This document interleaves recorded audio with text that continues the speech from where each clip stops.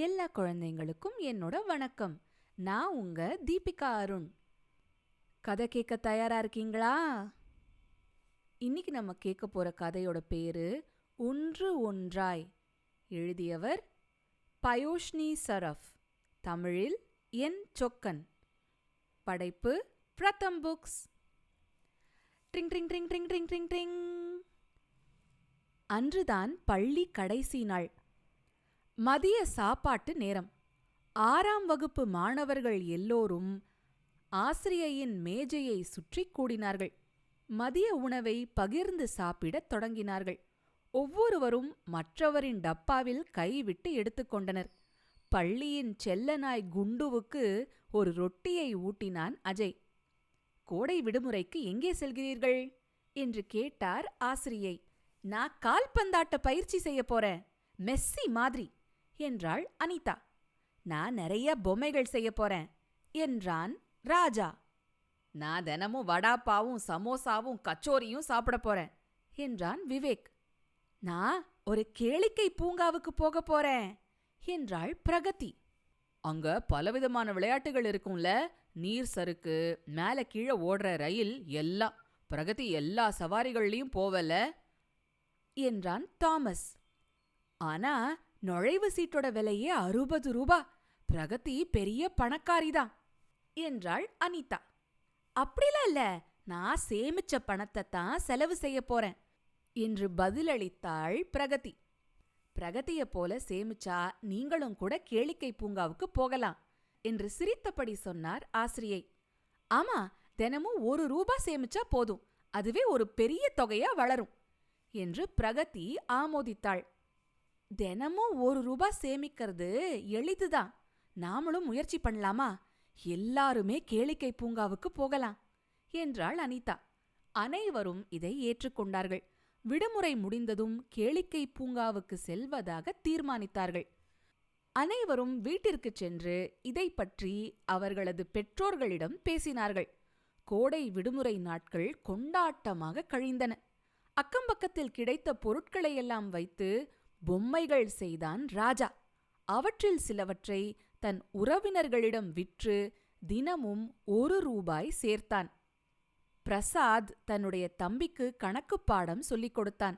அதற்காக தன் அப்பா கொடுத்த பணத்திலிருந்து நாள்தோறும் 1 ரூபாய் சேமித்தான். தன் மாமி ஐஸ்கிரீம் வாங்க கொடுத்த காசிலிருந்து தினமும் 1 ரூபாய் சேமித்தாள் அனிதா. அஜயின் அப்பா அருகிலிருந்த நகராட்சி தோட்டங்களின் தலைமை தோட்டக்காரராக இருந்தார்.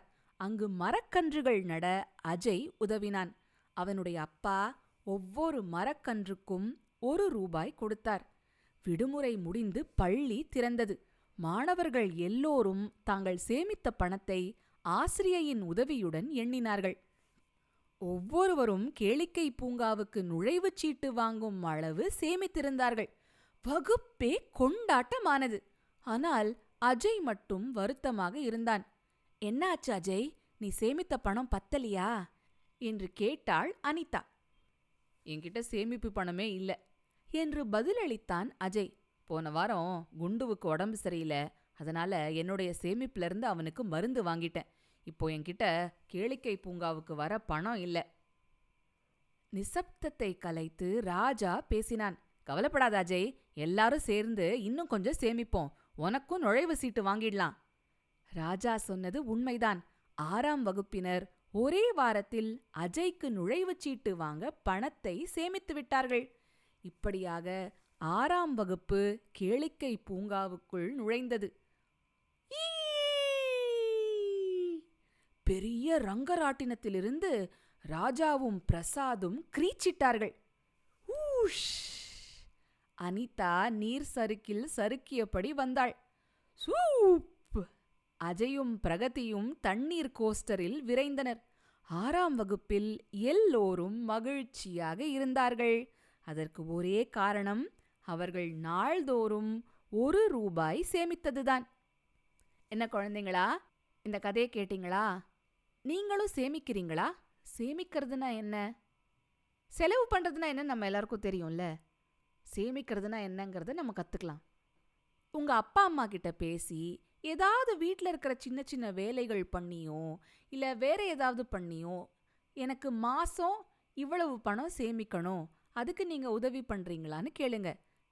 உங்க அப்பா அம்மா என்ன தொகைய உங்களுக்கு அனுமதிக்கிறாங்களோ அந்த தொகையை சேமிக்க சின்ன சின்ன வேலையை நீங்க பண்ண ஆரம்பிங்க. ஒரு சின்ன பொட்டிலையோ இல்ல பழைய டப்பாவிலையோ ஒரு உண்டியல் பண்ணுங்க. நீங்க சேமிக்கிற காசை அதுல பாதுகாப்பா போட்டு வைங்க. அதுல இருந்து பணத்தை எடுத்து செலவு பண்ணணும்னு தோணினா அந்த உணர்ச்சிய கொஞ்சம் கட்டுப்படுத்திக்கோங்க.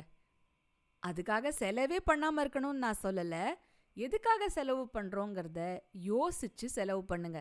அதே மாதிரி உங்க பணத்தை எப்படி செலவழிக்கிறீங்க, எதுக்காக செலவழிக்கிறீங்கங்கிறத ஒரு நோட்டு புத்தகத்துல குறிச்சு வச்சுக்கோங்க. இதனால செலவை எப்படி குறைக்கலாம், சேமிப்பை எப்படி கூட்டலாம், அத்தியாவசியமான செலவு எது, அனாவசியமான செலவு எதுங்கிறதெல்லாம் நீங்க தெரிஞ்சுக்கலாம். சரியா குழந்தைகளா?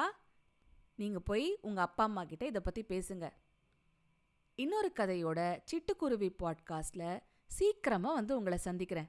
அது வரைக்கும் சிரிச்சுக்கிட்டு கிரிச்சுக்கிட்டு சந்தோஷமா இருங்க.